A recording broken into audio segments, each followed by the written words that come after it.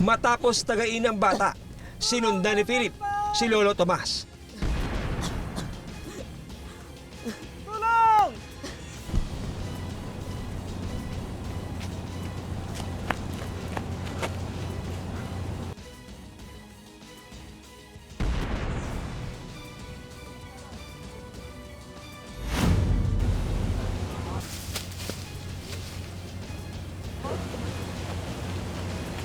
Inununak ito ay mun oga kay di ba alok ta may alis baru lu itakon na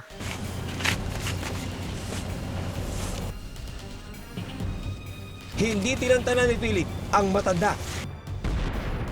hindi bon di maulak ya nala na bon ng bato at patununan bon na ulot na matamaan boss tuwi ay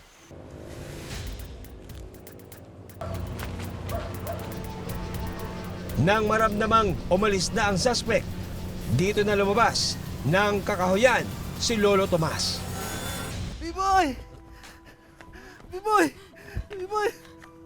B-boy!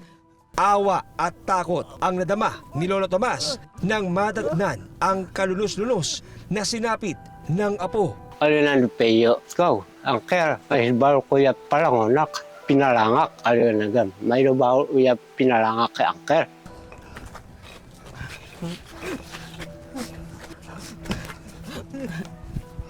Matapos tagain sina Lolo Tomas at B-Boy, patuloy na naglakad si Philip. Hawak pa rin ang kanyang itak. Doon, nakita na naman po niya yung tatlong tao na naghuhugas ng luya. Sa kalapit na sityo, tatlong kababaihan ang kanyang namataan. Ano ang susunod na mangyayari sa kanila? Paano mahuhuli ang lalaking nag-amok sa Ifugao?